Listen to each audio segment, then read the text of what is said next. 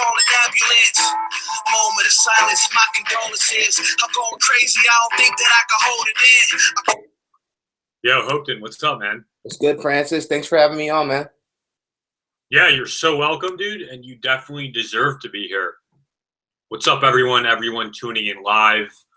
I have Hopeton. Thank you so much for your time. I'm sure you're training for a couple MMA fights coming up. But yeah, like our special guest, this is episode 4 of Self-Made. My name is Francis Mangubat, and just some background information on Hopeton. Well, yo, first, you want to say what's up to everyone? What's going on, everybody? My name is Hopeton Stewart. I'm from Dover, and I just turned pro as a mixed martial artist last year. 21 years old, and I'm gonna win the world title. And my goal is in 5 years. So. Yeah, dude, and I think what'll be really cool is once you win that world title, I mean, people can just flash back at this video and check out the journey and sort of see where you started. Absolutely. Yeah. Right. So, guys, like real quick, like a couple of Hopeton's, a bio on Hopeton. He is 185-pound WKA National Champion. He's currently on an undefeated 8-fight win streak. Won his first pro fight with a head kick. And I think what's so sick about his story is that, similar to me, I mean, Hopeton said that back in his high school days, he was hanging out with gang members, now just building his career in the MMA, and he's a National Honor Society member at school. And I mean, I can completely relate because back in high school, I mean, people would have put money on me failing out of college. Damn. Were you partying hard? Dude, absolutely. I mean, we definitely had a good time in high school. It was like literally me and all of my friends got in so much trouble. Yeah, I know the feels. That was me and my boy Sam in Dover. We partied a lot too. So I got a lot of my teachers didn't see this happening. Okay. I think they're proud though. They like me even if I didn't like show up to class all the time. Yeah, I saw a couple comments on the Facebook like little ad that we put out for this, and there was one guy who just said like you didn't let your environment like dictate where you're gonna be, and it's really cool to see where you're at now. Yeah, I came up I grew up in Dover, Delaware, and it's not Chicago by any means, but it's not a very affluent town. It's pretty impoverished. There's about 6 low income neighborhoods in I want to say 5 square miles. So it's a lot of hoods. And yeah. I grew up in Dover, and my best friends growing up were all in gangs, Crips, MS-13, and eventually I had to stop hanging out with them and focus on MMA, and it's brought me some pretty great fruit. Yeah. So how do you think of that? Like, how did you come to that decision? At one point, you just thought, "Oh man, it's time to stop hanging out with these guys and really focus on being successful." What was that one point in time where that happened to you?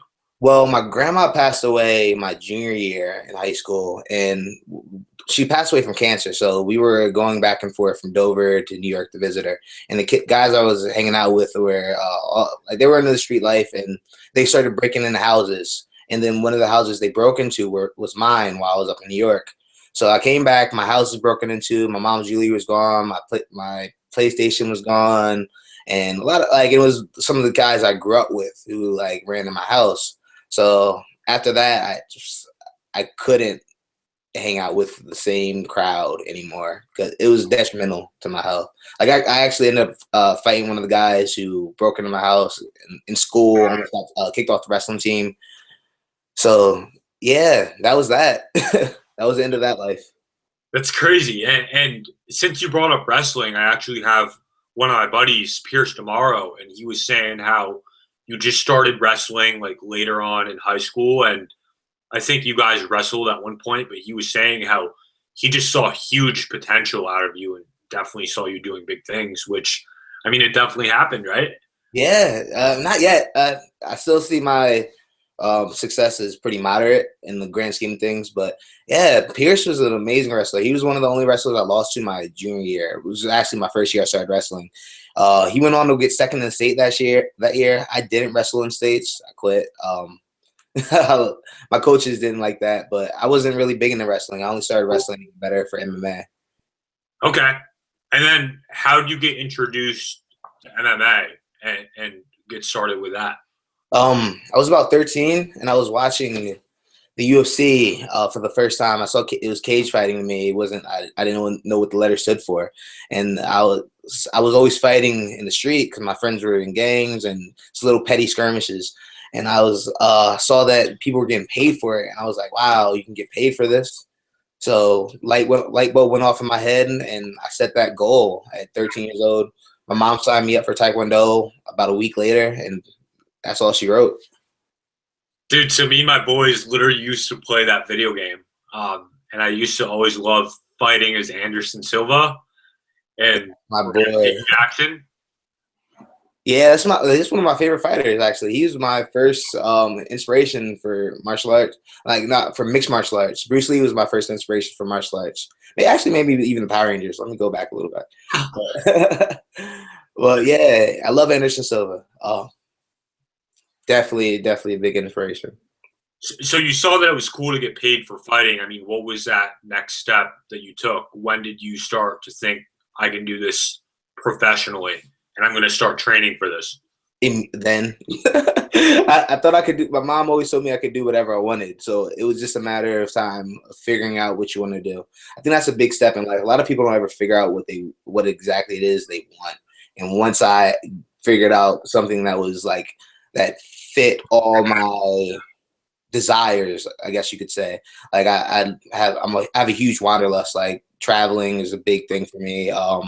Freedom, wake up in the morning and be my own boss. I love being athletic. I love playing sports. I love playing games. So mixed martial arts was kind of like all those things rolled into one. I could be selfish because there's no team. I can wake up whenever I want because I can set my training schedule. I have the freedom to travel, and it's actually encouraged. UFC fighters fight all over the world. So it had everything I ever wanted in one. So I just made that the dream. Yeah, so those same reasons that you have for being an MMA fighter, that's actually what inspires me to go out and build my own business and becoming an entrepreneur too, just because I don't necessarily want to clock in and clock out for the rest of my life. I mean, God bless the people who do that and provide for their families, and I think they're amazing people, but this is literally what motivates and inspires me to work really, really hard. And today on Instagram, I saw a quote like, an entrepreneur would rather work 80 hours for himself than work 40 hours a week for someone else. And that literally is a story of my life. Ditto.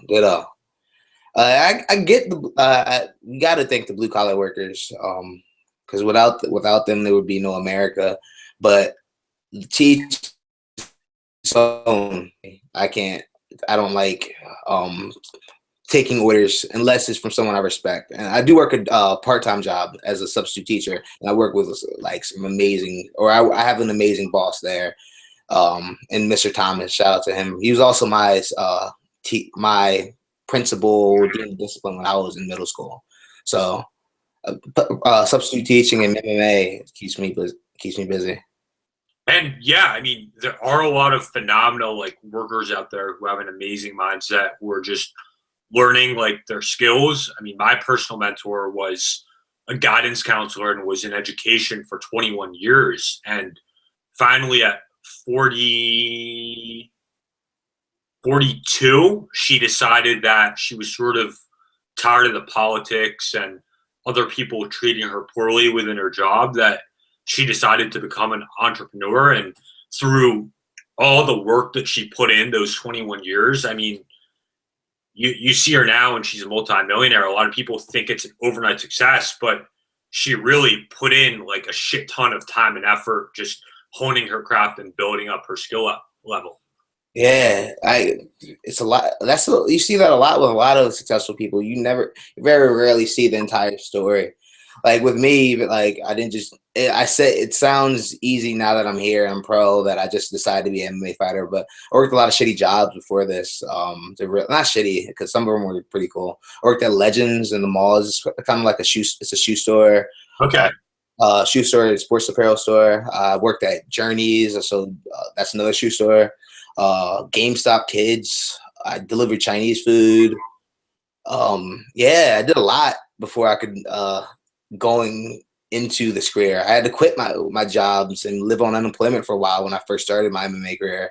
When I dropped out of school, so it's a lot of work and pain and sacrifice goes into achieving your dreams. Yeah, so you started training for MMA. I mean, what was your training routine like? Was that uncomfortable, just dedicating everything that you had to this? I mean, what was going through your head at the time when you first started? My first MMA fight. All right, so in Delaware, you can't fight in MMA until you're 18 years old. So Okay. I've been training since I was 13. With the goal of taking an MMA fight. So I had about 5 years going into or actually 6 years going into my first training camp. And training camps are traditionally 8 to 6 weeks of 2-a-days or maybe 1-a-days, depending on what level of training you're at. But like at the amateur level, it's usually 1-a-days, 3 days a week, 3 to 7 days a week, depending on who you are. But for my first fight, like I said, I had 6 years going into this. It was difficult. I think I was training 3 days a week and 3 to 5 days a week at that time. And I think what was most difficult about that was not being able to train more. Because when you're preparing for a fight, you know that the other guy out there is working hard, but you don't know how hard he's working. So in the back of your head, you have this shadow or this mental image you created of your opponent. And like that image is that person that you created that isn't your opponent, like because you don't know what your opponent's doing. The person in your head that you've created to replicate your opponent is training every day. So you're just trying to keep up with that. And when you're only training 3 days a week, 3 to 5 days a week, and you're not exactly training. I started in traditional martial arts school. We did a lot of gi jiu-jitsu, so I wasn't training like straight up MMA at the time, and it kind of messed with me. So it was the mental part that was more difficult, and figuring out how to get ready, because there's a lot. MMA is every combat sport in the world put together. So there's so many different holes that you want to make sure you're ready before you go in. Because for me, it's almost life or death. Like this has been my dream for so long that I'm not trying to take any losses. So I'm trying to reduce that probability of me losing to 0%, or as close to 0% as I can get. So that was it. The not being able to train enough and wanting to train more and not knowing how your opponent's doing. That mental stuff gets to you more than the physical. Yeah, so you're out there. You're basically out there working and essentially just 100% every single time, just so no one can take your spot, right? Exactly. Waking up at 5 a.m. and talking to yourself because, hey, is your opponent training? All right, maybe I should get up and run some miles before I get up and have to go to work. All right, now I'm off work. Maybe I should do some push-ups before I go to the gym. After the gym, did I stretch? Oh, man, I'm too tired to stretch, man. Now I'm a day behind. My body's gotten a little bit tighter than it was yesterday. I messed up. Little things like that. So that's actually something that I implemented for myself for the business world too. I mean, getting up at 5 in the morning, in the gym by 6. And I feel like just through doing that on a day-to-day basis, I mean, still in college, I feel like that's really going to prep me for the real world. And I feel like that's what you've done too. That's some boss level stuff. You're doing that. You don't even have a fight. I know. I mean, I feel like I see the real world as a fight. You know, everyone's out there to go out and get theirs and to go and provide for their family. And I mean, I'm definitely looking to build a legacy with my family. And I mean, I think what's really cool is I genuinely like people, and I just genuinely want to like achieve as much as I can so other people can look at me like, oh, well, if this kid can do it, then I can definitely do it, you know? And I mean, coming from Dover, Delaware, it's like I feel like it's a given that I feel like a lot of people are just very average and don't really strive to create great things. That I want someone from Dover, Delaware to just be like, okay, well, if Francis and Hope can do it, like I can do it too. Amen, bro. I'm 100% on you with that. Like growing up, there were no role models around us that like were super successful from our town for us to really look up to. So like I had to look elsewhere, and I want to give those, like you said, I want to give our town that role model in myself, so that they can look back and look up to me and say, "Oh, Hopeton's a pro fighter. He graduated college. He may not use his degree, but he went to college. So maybe I should go to college too." Because like I'd hate to be a pro fighter and have these kids thinking that they could just be a pro fighter. Like Chael Sonnen, I don't know if you know who he is, but he had a famous it wasn't a trilogy, but he fought Anderson Silva twice. He almost beat him the first time. Okay. He had this quote before going into the second fight where he was just like, fighting is not a job, or fighting is not a career. A career gives back to the world. Fighting is just beating people up. You got to figure something else out to give back to the world. So that's always stuck with me. I think one of the heroes that actually comes from the Dover area is Deron Harmon. Heck yeah. I didn't know him personally, but I definitely look up to him, like not being like from this area.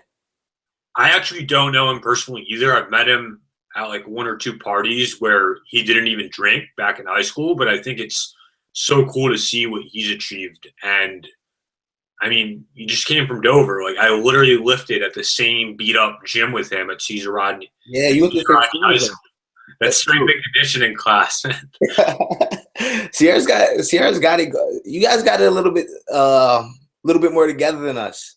Yeah, I mean, after we graduated, like you guys got that new school, which I think is cool. Yeah, but shout out to Deron, like you said, like he got a Super Bowl ring. That's awesome. Like, that's the goal. That's the goal. Yeah, absolutely. So on your end, Hopeton, what would you say a day is like at your shoes? I mean, you're saying you're prepping like starting your day at 5 a.m. Take me through your day on an hour-by-hour basis. What are you doing? All right. Right now I'm on vacation, so at your most peak and most difficult training days.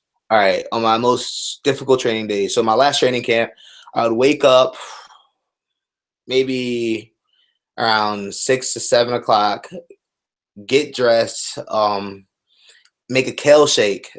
Kale shakes are a huge part of my training regimen because they give you the energy to last a lifetime. So I make a kale shake, and then I usually go and hit my first run. And that'll be, for my last fight, it was anywhere between 3 to 5 miles. I try to hit like 15 miles a week. So I run every other day. And the days I didn't run, I would stretch. Okay. I would relax. I do some yoga. I do a lot of stretching. And when I have friends or my female friends around that do yoga, they help me with like doing more organized yoga routines. But normally I'll just stretch if I'm by myself. Because flexibility is, like, in my opinion, more important than almost anything else in this sport. And then go to take a nap. And the evening is when I do most of my real training. So I drive up to Newark, mostly for this last camp because that's where most of my training partners live. Do 3 to 4 hours of kickboxing on Tuesdays and Thursdays. And then on Mondays and Wednesdays, I would do strength and conditioning and grappling, which is like jiu-jitsu. And then I'd also do MMA training on Wednesdays, like full-blown sparring. Actually, this past year, I got the opportunity to train at 302 MMA, and there's a guy up there named Tim Williams. He was on The Ultimate Fighter, and he's been one of my main training partners. He actually he was the first pick on The Ultimate Fighter when BJ Penn was the coach. So, wow. Yeah, I go up and train with him on Wednesdays, and then on Fridays I go up to my main gym, MVJ, and do my kickboxing training with their whole stable of pro fighters and amateur champions. Saturdays I take off. Sundays I start my week off with hill sprints up in Glasgow Park. It's a beautiful park. If you guys ever get the chance to check out Newark, Glasgow Park is amazing. But there's a hill out there, and we do hill sprints up the hill every Sunday morning during training camps. Then we run the park and a lot of conditioning on Sundays. Come back, rest.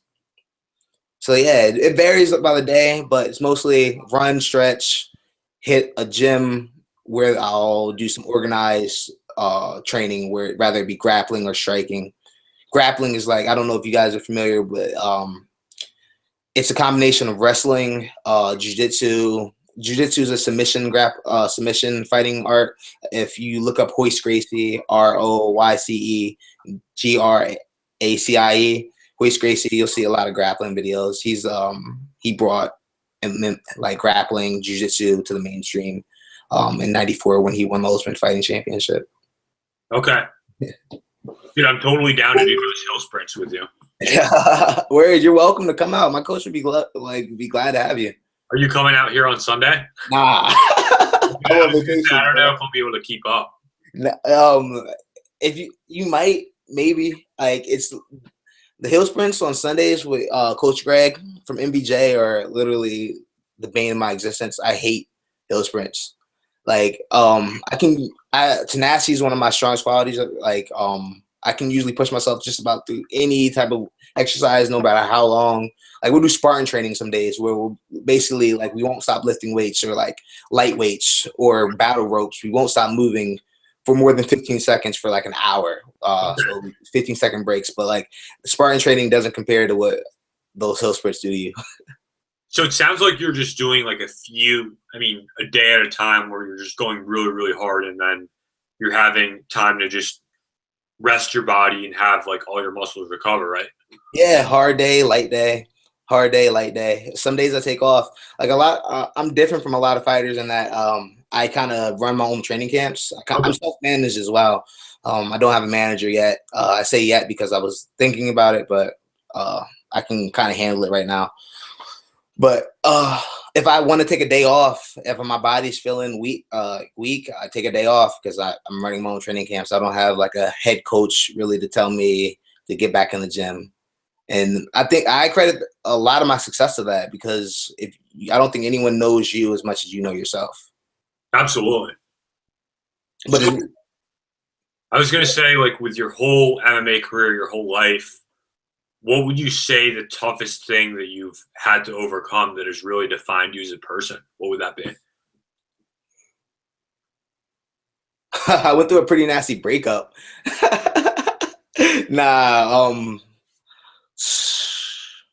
Actually, this past year was the hardest. I think was the most difficult period of my life. That nasty breakup on top of me. I broke my hand at the beginning of the year when I was training for the WKA Nationals. Okay. So I went through the entire training camp with a cast on. I got taken off 2 weeks before the fight. I hadn't done any striking, and I went out there and finished the guy in the first round. And then after that, I went through that breakup. That was pretty terrible.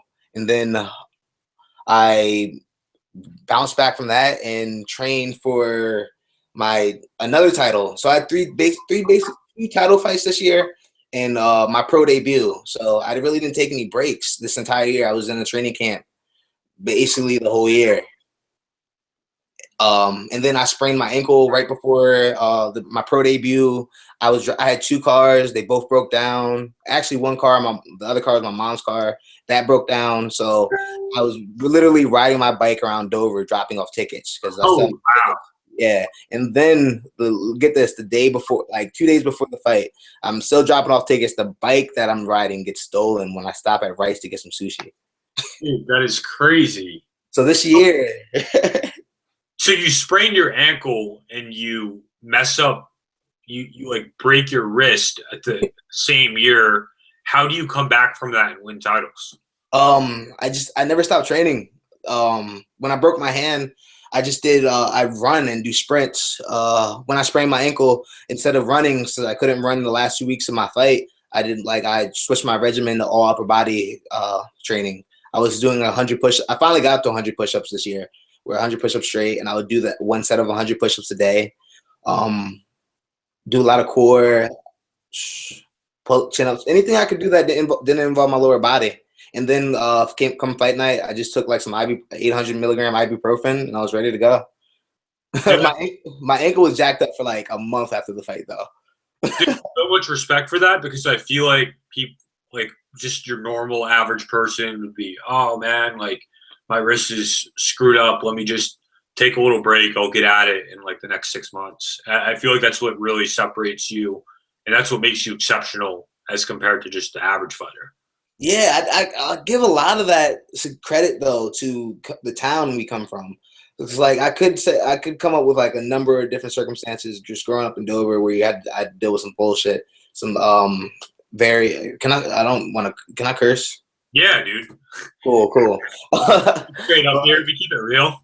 Yeah, I had grown up in Dover just dealing with like people that are negative and bitter and don't want you to succeed and say slick shit. All that helps me. So whenever it comes to like I'm hitting a brick wall, like when I broke my hand and I had the nationals coming up, I didn't want to lose. Like I didn't want to lose to those people in my head, the people that like doubted me. So I just bottled all that up and used it as like paint and got through. It's sick. So what would you say like just drives you as a person, drives you to keep pushing even now that you're successful?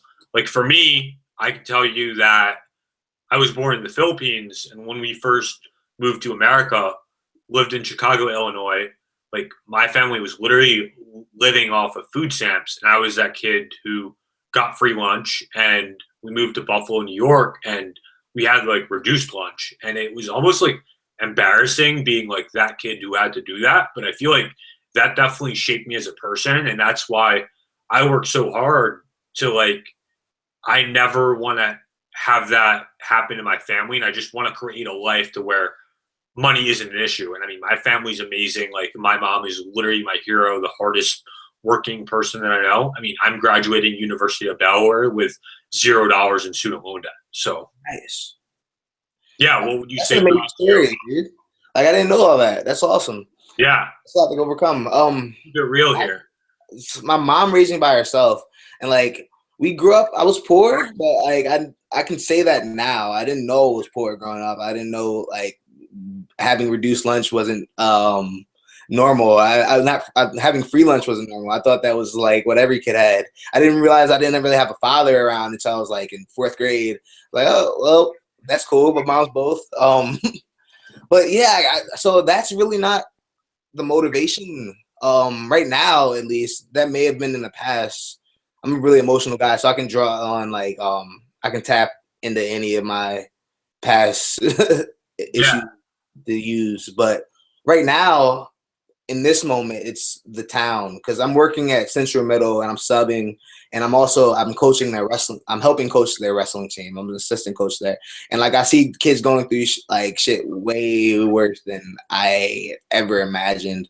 Like where they're getting their little brothers dressed for school in the morning, and they have to make sure they get on the bus before they get on the bus, and they're coming to school after that, and they're exhausted because they had so many responsibilities that only adults should handle, and they want to help their mom out because they see their mom struggling, so they're debating rather not to sell drugs. So like I see shit like that, and that really inspires you right now. Because, like I said, I'm on a vacation. So, but when I come back to fighting, it's all for the city, or at least the kids from my city that are like me, even not like me, but like who have similar stories, just come from really tough backgrounds and don't really have the opportunities that more affluent neighborhoods give their kids. And I just want to give that to Dover. More than Dover. I'd like to see the whole world, but like I try to be realistic and practical in those that I can help right now. So yeah, that's the motivation right now. Dude, I think it's cool how like the whole town just comes together to support you. You're literally like the pride and joy of the town. Dude, it's awesome. Like you just like it's so cool to see like the shout outs that kids are doing on social media. I mean, definitely a rejuvenating thing to see. Lastly, though, like, what would be your last tip to everyone out there who's watching this, who's going to go and watch the replay, wants to see the success that you've seen in life, and getting out of that struggle and finally start prospering? What would be your tip to them? All right. So number one tip is read The Alchemist. That book is amazing. But if you don't have the time to read The Alchemist, figure it out exactly what it is you want to do in life, and not necessarily a job or career, but a lifestyle. Figure out what lifestyle you want to live, and then figure out what it takes to get that. And after that, you just do it, because that's all there is to it. You just freaking do it, right? Because I was actually debating. That's Shia LaBeouf said. Dude, I was debating like whether I should even do this. I know I'm like, oh, well, who can I think of? Like, who do I know? I don't know if people will like it, and I just said, "Fuck it, I'm just gonna do it, dude." I'm so glad you did, dude, because I was hoping. I was in my head. I was like, "Yo, I wish I wanted to do something similar, but I just didn't have the time." And like now, you gave me this awesome platform, and like, salute. Yeah, thanks, man. Appreciate that. Yo, thanks for coming on. Episode number 4, Self-Made. It's gonna be a freaking awesome YouTube channel, and I'll see you next week. Hell yeah, everybody, don't forget to subscribe. Yeah, subscribe. Yo, thanks for promoting my own channel for me. No worries, bro. All right, Hopeton, I'll catch you later, bro. All right, bro, take care. One love. Yep.